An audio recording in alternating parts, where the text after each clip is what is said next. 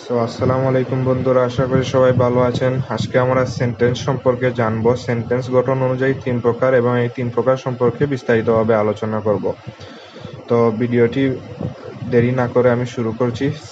সেন্টেন্সের সংজ্ঞা হচ্ছে যে শব্দ সমষ্টি একটি পূর্ণাঙ্গ ভাব প্রকাশ করে তাকে সেন্টেন্স বা বাক্য বলে।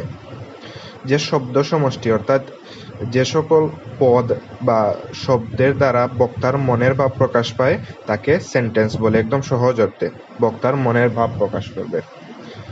এবার সেন্টেন্স গঠন অনুযায়ী তিন প্রকার। গঠন ভেদে সেন্টেন্স বা বাক্যকে প্রধানত তিন ভাগে ভাগ করা যায়: simple sentence, compound sentence, complex sentence. Simple sentence হচ্ছে সরল বাক্য, কম্পাউন্ড সেন্টেন্স হচ্ছে যৌগিক বাক্য, কমপ্লেক্স সেন্টেন্স হচ্ছে জটিল বাক্য।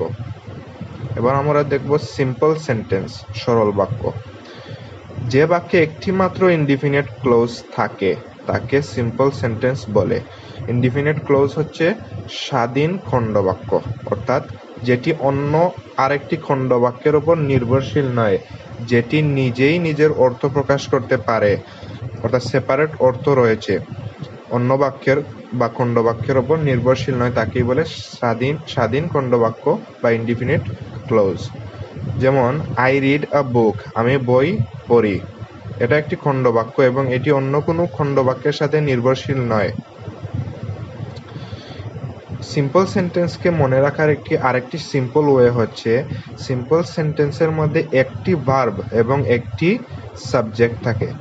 যেমন এখানে I read a book, read হচ্ছে ভার্ব এবং আই অর্থাৎ আমি, এখানে কর্তা হচ্ছে আমি, যেটা সাবজেক্ট। একটি সাবজেক্ট এবং একটি ভার্ব থাকবে এবং অবজেক্ট অথবা এক্সটেনশন থাকবে।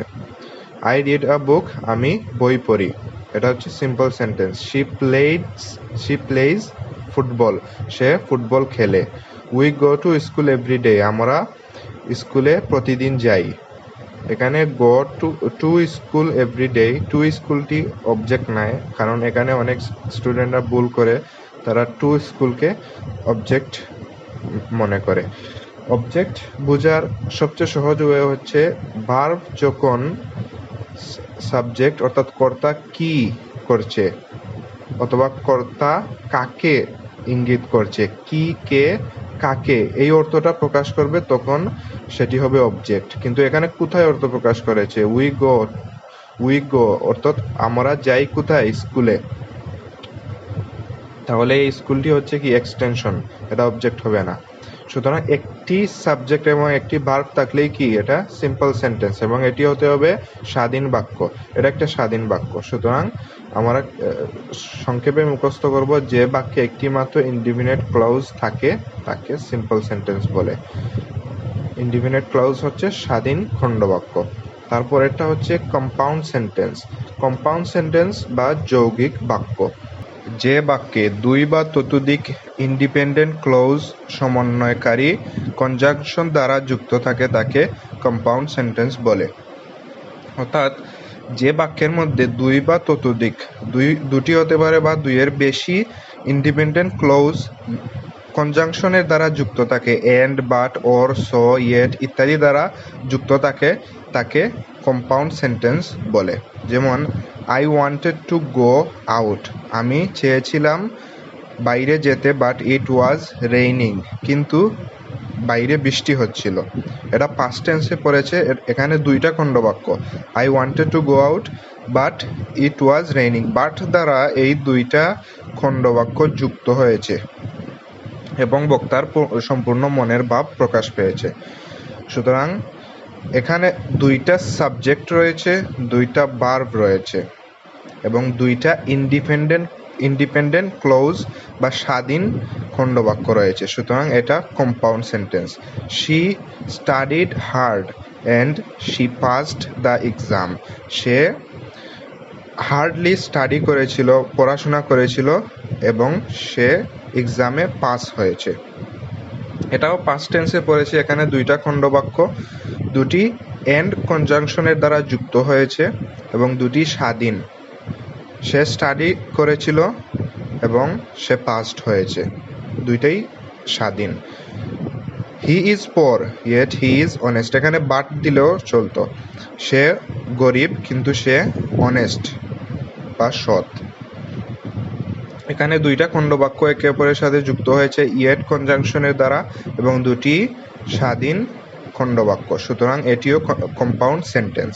সুতরাং কম্পাউন্ড সেন্টেন্সের দুইটা বৈশিষ্ট্য হচ্ছে দুই বা দুইয়ের বেশি কি থাকবে, ইন্ডিপেন্ডেন্ট ক্লোজ থাকবে এবং সেটি যে কোনো একটি কনজাংশনের দ্বারা যুক্ত থাকবে, সেটি হচ্ছে কম্পাউন্ড সেন্টেন্স। এবার চলে যাই কমপ্লেক্স সেন্টেন্সের মধ্যে। এটা একটু কমপ্লেক্স বা জটিল, এজন্য এটার নাম কমপ্লেক্স সেন্টেন্স বা জটিল বাক্য। যে বাক্যে একটি ইন্ডিপেন্ডেন্ট ক্লোজ এবং এক বা একাধিক ডিপেন্ডেন্ট ক্লোজ থাকে তাকে কমপ্লেক্স সেন্টেন্স বলে।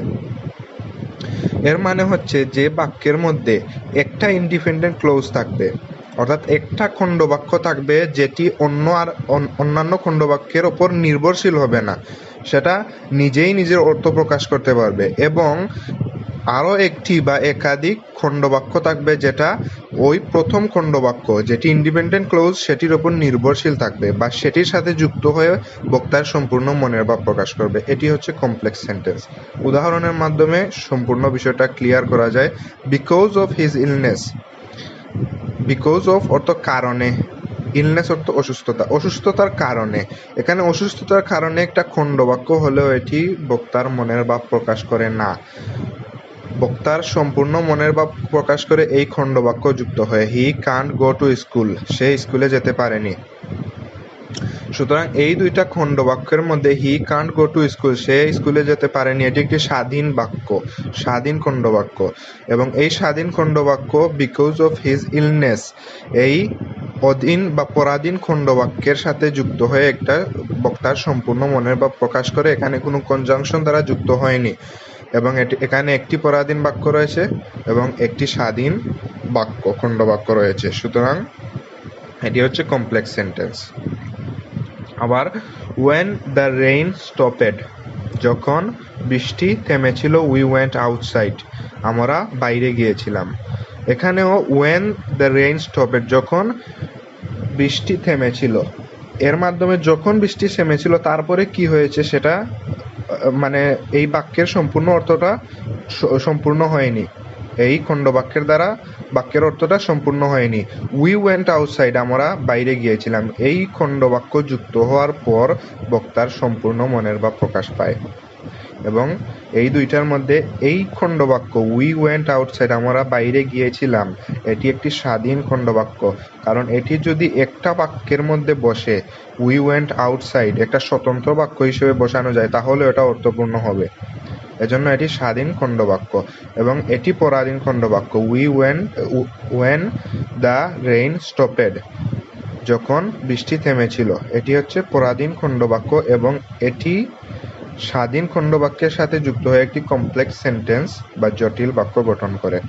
She was happy because she won the prize, সে খুশি ছিল কারণ সে প্রাইজ জিতেছে।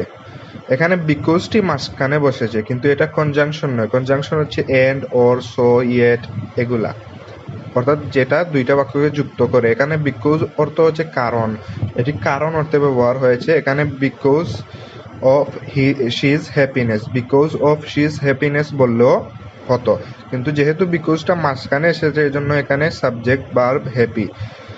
শি ওয়াজ হ্যাপি, সে খুশি ছিল, because she won the prize.